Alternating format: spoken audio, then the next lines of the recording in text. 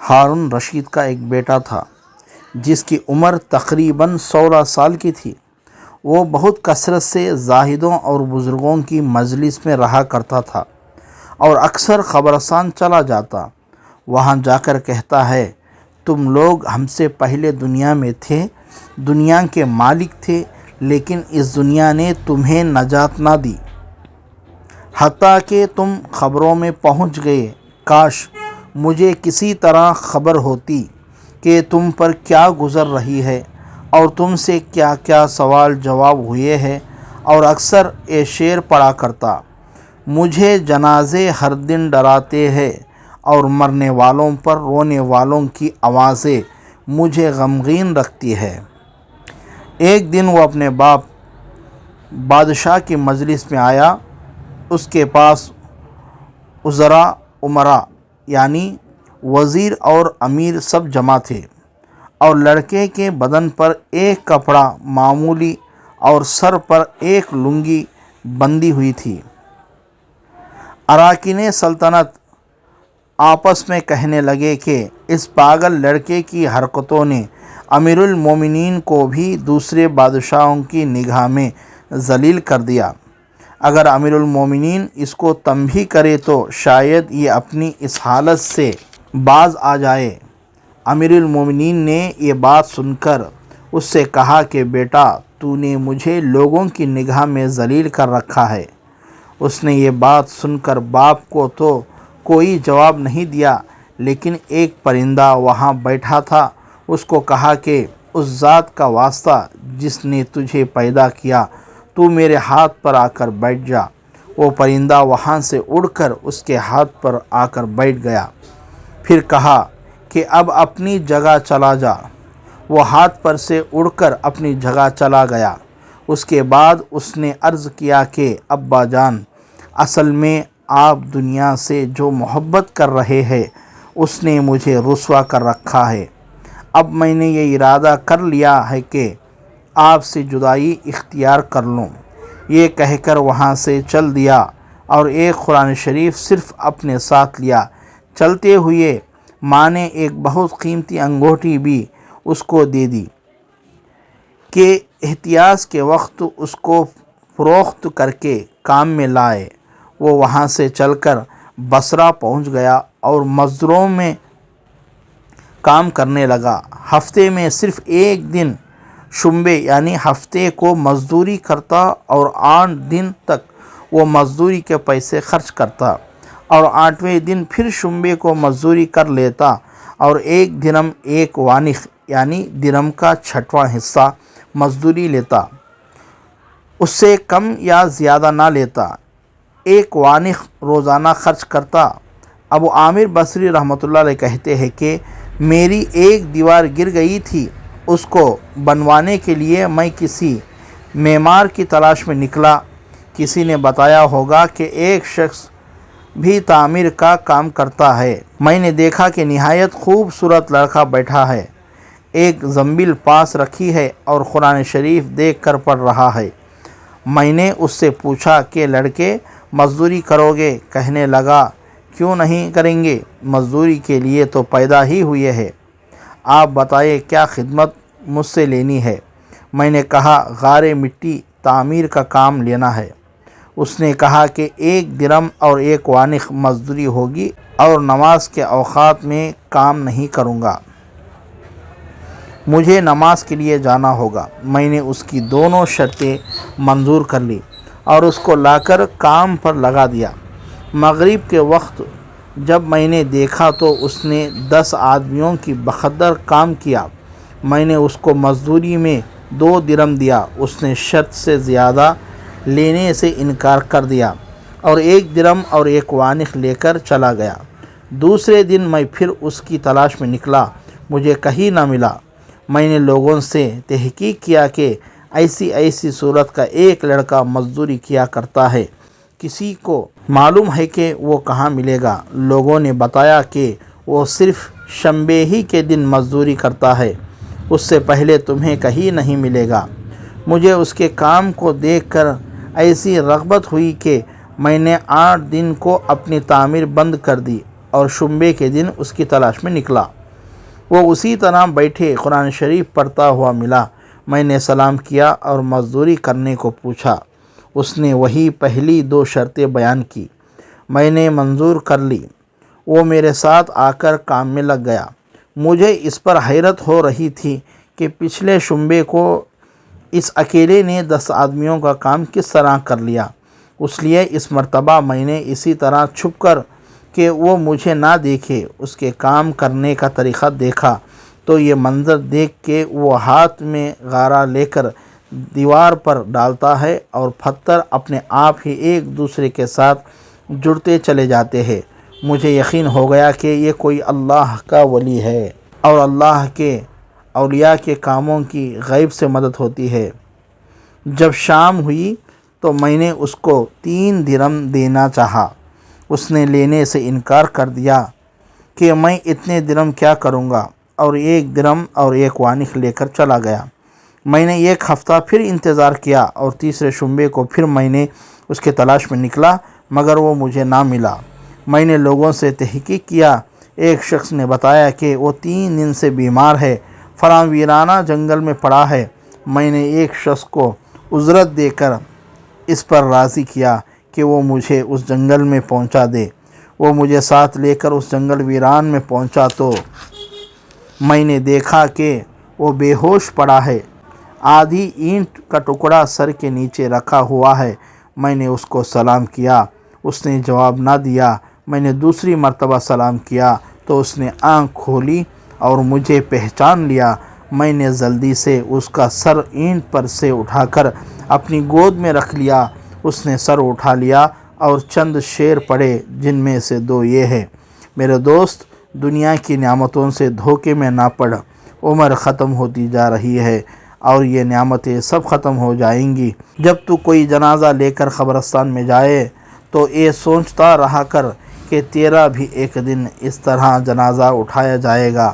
اس کے بعد اس نے مجھ سے کہا کہ ابو عامر، جب میری روح نکل جائے تو مجھے نہلا کر میرے اسی کپڑے میں مجھے کفن دے دینا۔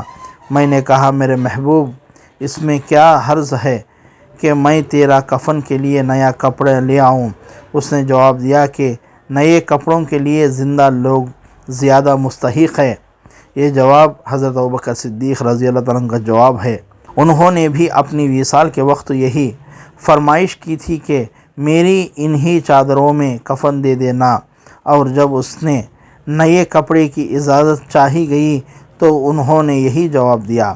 لڑکے نے کہا کہ کفن تو پرانا ہو یا نیا، بہرحال بوسیدہ ہو جائے گا۔ آدمی کے ساتھ صرف اس کا اعمال ہی رہتا ہے، اور یہ میری لنگی اور لوٹا خبر کھود دینے والے کو مزدوری میں دے دینا، اور یہ انگوٹھی اور قرآن شریف ہارون رشید تک پہنچا دینا، اور اس کا خیال رکھنا کہ خود انہی کے ہاتھوں میں دینا، اور یہ کہہ کر دینا کہ ایک پردیسی لڑکے کی یہ میرا پاس امانت ہے، اور آپ سے یہ کہہ گیا ہے کہ ایسا نہ ہو کہ اس کی غفلت اور دھوکے کی حالت میں آپ کی موت آ جائے۔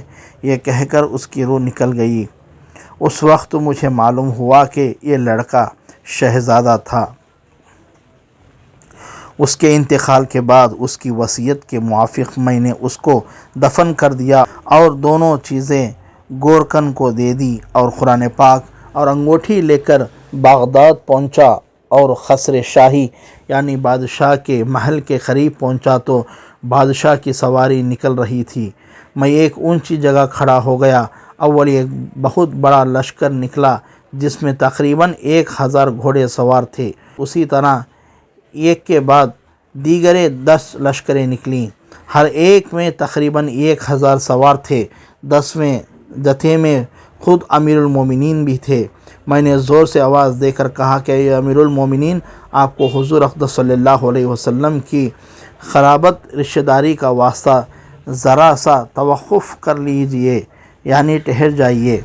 میری آواز پر انہوں نے مجھے دیکھا تو میں نے جلدی سے آگے بڑھ کر کہا کہ میرے پاس ایک پردیسی لڑکے کی یہ امانت ہے جس نے مجھے یہ وصیت کی تھی کہ یہ دونوں چیزیں آپ تک پہنچا دوں۔ بادشاہ نے ان کو دیکھ کر پہچان لیا۔ تھوڑی دیر سر جھکایا، ان کی آنکھ سے آنسو جاری ہو گئے اور ایک دربان سے کہا کہ اس آدمی کو اپنے ساتھ رکھو، جب میں واپسی پر بلاؤں تو میرے پاس پہنچا دینا۔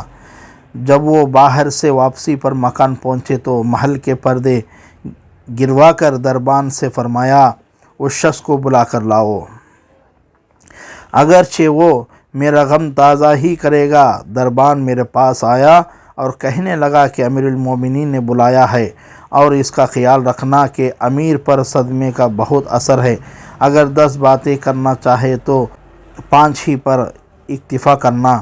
یہ کہہ کر وہ مجھے امیر کے پاس لے گیا۔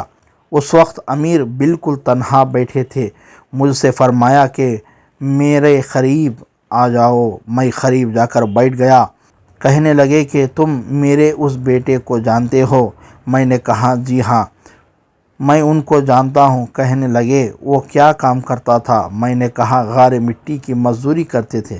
کہنے لگے تم نے بھی مزدوری پر کوئی کام اسے کرایا تھا؟ میں نے کہا کرایا ہے۔ کہنے لگے تمہیں اس کا خیال نہ آیا کہ اس کی حضور اقدس صلی اللہ علیہ وسلم سے قرابت تھی کہ یہ حضرت حضور صلی اللہ علیہ وسلم کے چاچا حضرت عباس رضی اللہ عنہ کی اولاد ہے؟ میں نے کہا امیر المومنین، پہلے اللہ جل شانہ سے معذرت چاہتا ہوں، اس کے بعد آپ سے عذر خواہ یعنی معافی چاہتا ہوں۔ مجھے اس وقت اس کا علم ہی نہیں تھا کہ یہ کون ہے۔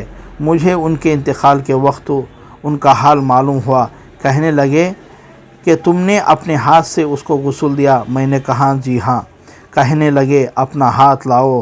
میرے ہاتھ لے کر اپنے سینے پر رکھ دیا اور چند شعر پڑھے جن کا ترجمہ یہ ہے، وہ مسافر جن پر میرا دل پگھل رہا ہے اور میری آنکھیں اس پر آنسو بہا رہی ہے، اے وہ شخص جس کا مکان یعنی خبر دور ہے لیکن اس کا غم میرے قریب ہے، بے شک موت ہر اچھے کو عیش یعنی خوشی کو مقدر کر دیتی ہے۔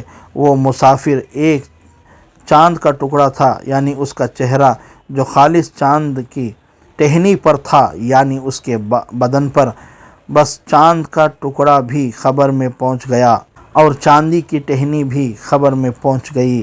اس کے بعد ہارون رشید نے بصرہ اس کی خبر پر جانے کا ارادہ کیا۔ ابو عامر رحمۃ اللہ علیہ کے ساتھ تھے۔ اس کی خبر پر پہنچ کر ہارون رشید نے چند شعر پڑھے جن کا ترجمہ یہ ہے، اے وہ مسافر جو اپنے سفر کے کبھی بھی نہ لوٹے گا، موت نے کم عمری ہی کے زمانے میں اس کو جلدی سے اچک لیا۔ اے میرے آنکھوں کی ٹھنڈک، تو میرے لیے انس اور دل کی چین تھا۔ لمبی راتوں میں بھی مختصر راتوں میں بھی تو نے موت کا وہ پیالہ پیا ہے جن کو عنقریب تیرا بڑا باپ بڑھاپے کی حالت میں پیے گا، بلکہ دنیا کا ہر آدمی ان کو پیے گا، چاہے وہ جنگل کا رہنے والا ہو یا شہر کا رہنے والا ہو۔ بس سب تعریفیں اسی وحدہ لا شریک لہ کے لیے ہے جس کی لکھی ہوئی تقدیر کے یہ کرشمے ہے۔ ابو عامر رحمۃ اللہ علیہ کہتے ہیں کہ اس کے بعد جو رات آئی تو جب میں اپنے وظائف پورے کر کے لیٹا ہی تھا کہ میں نے خواب میں ایک نور کا قبہ دیکھا جس کے اوپر ابر کی طرح نور ہی نور پھیل رہا ہے۔ اس نور کے ابر میں سے اس لڑکے نے مجھے آواز دے کر کہا، ابو عامر، تمہیں حق تعالی شانہ جزائے خیر عطا فرمائے، تم نے میری تجہیز تکفین کی اور میری وصیت پوری کی۔ میں نے اس سے پوچھا کہ میرے پیارے تیرا کیا حال گزرا؟ کہنے لگا کہ میں ایسی مولا کی طرف پہنچا ہوں جو بہت کریم ہے اور مجھ سے بہت راضی ہے۔ مجھے اس مالک نے وہ چیزیں عطا کی ہے جو نہ کبھی کسی آنکھوں نے دیکھی، نہ کان نے سنا، نہ کسی آدمی کے دل پر ان کا خیال گزرا۔ یہ ایک مشہور حدیث پاک کی مفہوم کا مضمون ہے۔ حضور اقدس صلی اللہ علیہ وسلم ارشاد فرماتے ہیں کہ اللہ جل شانہ کا پاک ارشاد ہے، میں نے اپنے نیک بندوں کے لیے ایسی چیزیں تیار رکھی ہے جو نہ کسی آنکھ نے کبھی دیکھا، نہ کان نے سنی، نہ کسی کے دل پر ان کا خیال گزرا۔